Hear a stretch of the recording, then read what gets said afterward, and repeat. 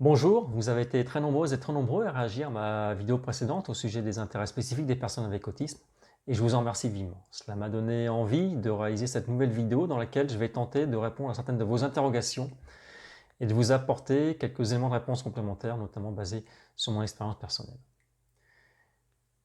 Une des interrogations soulevées concerne le fait, la possibilité que certaines personnes avec autisme puissent tellement se consacrer à leurs intérêts spécifiques, ils mettent tellement d'implication qu'elles vont finir par atteindre un niveau de fatigue, d'épuisement physique et psychologique. Alors cela ne m'est pas arrivé personnellement, en tout cas pas pour des raisons liées à des intérêts spécifiques, mais il est vrai que certaines personnes vont tellement se mettre dans leur bulle d'intérêt spécifique, tellement y mettre d'émotion, d'énergie, y consacrer tellement de temps, en oublier tellement leur sommeil, leur alimentation, leur hygiène de vie en général, leur écologie sociale, que sans s'en apercevoir, elles vont petit à petit glisser dans un état de fatigue de plus en plus approfondi et qu'à un moment, elles vont franchir une limite qui va les amener dans l'épuisement physique et psychologique. Alors il est absolument essentiel d'éviter ce genre de situation et la première chose pour cela, c'est d'essayer de prendre conscience soi-même de l'implication, de l'énergie, du temps que l'on consacre à nos intérêts spécifiques. Alors si on a du mal à prendre du recul et à le faire par nous-mêmes, il peut être intéressant de se faire aider de notre entourage qui lui voit cela de l'extérieur et va pouvoir nous aider à quantifier, à conscientiser notre relation aux intérêts spécifiques. L'idée n'est pas de s'en priver, comme je disais, bien au contraire. L'idée, c'est plutôt d'arriver à garder la maîtrise de façon à pouvoir continuer à nous développer personnellement, développer nos connaissances, notre expertise, sans pour autant tomber dans des excès qui peuvent nous amener à mettre en danger notre santé. J'avais pour cela évoqué quelques suggestions en fin de vidéo, notamment celle de réserver dans la journée des créneaux très spécifiques, bien identifiés, à nos intérêts spécifiques. Pendant ces créneaux, nous ne faisons que ça, ils sont exclusifs et sont exclus tout autre type d'activité. Et puis entre ces créneaux, eh bien, nous nous consacrons à autre chose, notamment à notre activité professionnelle par exemple. À titre personnel, un de mes intérêts spécifiques est la lecture. Je lis beaucoup de romans, de littérature. J'ai besoin d'y consacrer un certain temps chaque jour de façon à me sentir épanoui, en équilibre émotionnel. Pendant de très nombreuses années, j'ai pris les transports en commun pour me rendre sur mon travail. C'était des temps de transport assez longs, à peu près 1h15 le matin, 1h15 le soir. Et évidemment, quand j'évoquais ça avec des personnes autour de moi, 2h30 de transport en commun par jour, certes dans de bonnes conditions, les personnes étaient souvent tout à fait, voilà, ne pouvaient pas envisager cela, ça leur paraissait absolument impossible, intenable, inenvisageable pour elles-mêmes. Sauf que pour moi, personne avec autisme, cette contrainte apparente, en fait, était devenue une aubaine puisque mon temps de transport le matin et mon temps de transport le soir me permettaient chacun de consacrer à peu près 1 heure à la lecture.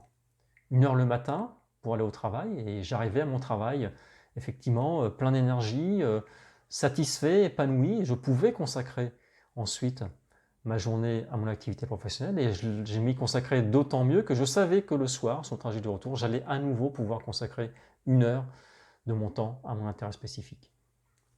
Cette deuxième session, entre guillemets, de la journée me permettait de me relaxer, de me détendre, de me déstresser et d'arriver chez moi certes tardivement, mais dans de bonnes conditions pour passer une soirée elle-même agréable et reposante. Quand la crise sanitaire est arrivée, que le télétravail s'est développé, effectivement, ces temps de transport ont disparu. Et dans les premiers temps, je ne me suis pas méfié, je me suis fait piéger.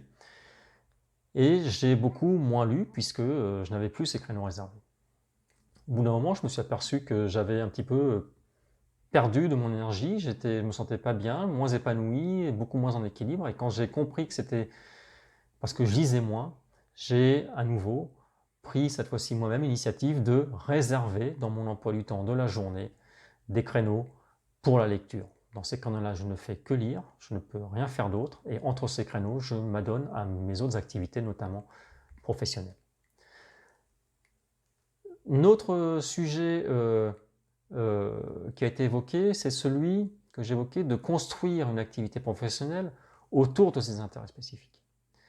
Alors à bout de pourpoint, on pourrait penser qu'effectivement, tous les intérêts spécifiques ne sont pas susceptibles de donner lieu à une activité professionnelle. Eh bien, personnellement, je pense le contraire. Je suis convaincu que toute connaissance, toute expertise a une valeur et qu'il y a quelque part dans le monde des personnes, des populations, des entreprises, pour qui cette expertise a de la valeur justement et qui sont prêts à nous rémunérer pour en bénéficier. Alors il est vrai que certains intérêts spécifiques sont tout à fait compatibles avec de l'emploi en entreprise. Par exemple, on peut penser à l'informatique, à la comptabilité, ou ce genre de choses. Il est vrai que d'autres intérêts spécifiques vont être beaucoup plus difficiles à mettre en valeur dans mon entreprise. Mais il y a aussi pour cela la capacité de développer des activités indépendantes. Et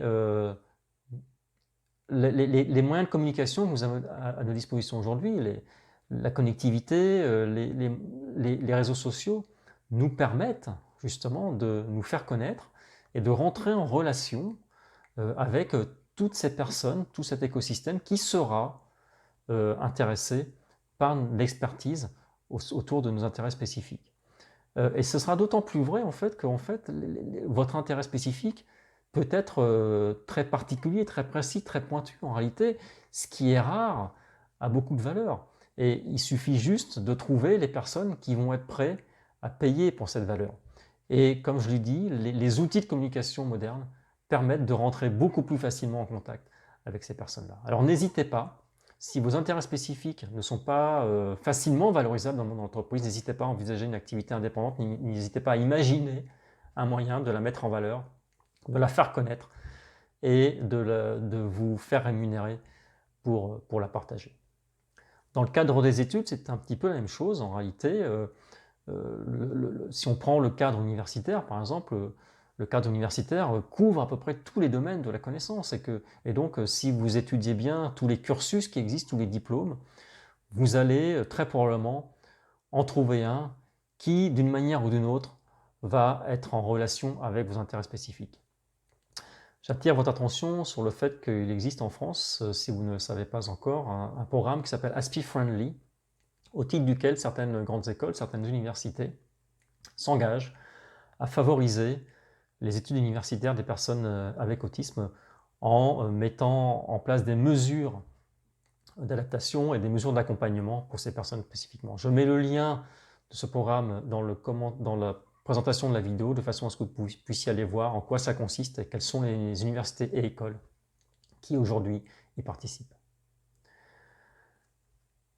J'espère que cette vidéo vous aura à nouveau permis de mieux comprendre certains aspects de la vie des personnes avec autisme. J'espère qu'elle vous donne de l'optimisme, j'espère qu'elle vous permet de croire plus en vous, dans vos capacités. N'hésitez pas, croyez en vous, vos intérêts spécifiques ont beaucoup de valeur et donc n'hésitez pas à imaginer, à trouver la façon de vous épanouir dans vos études ou dans votre vie professionnelle autour de ces intérêts spécifiques. Je vous dis à bientôt pour une nouvelle thématique. Merci encore de me suivre et bonne journée à vous.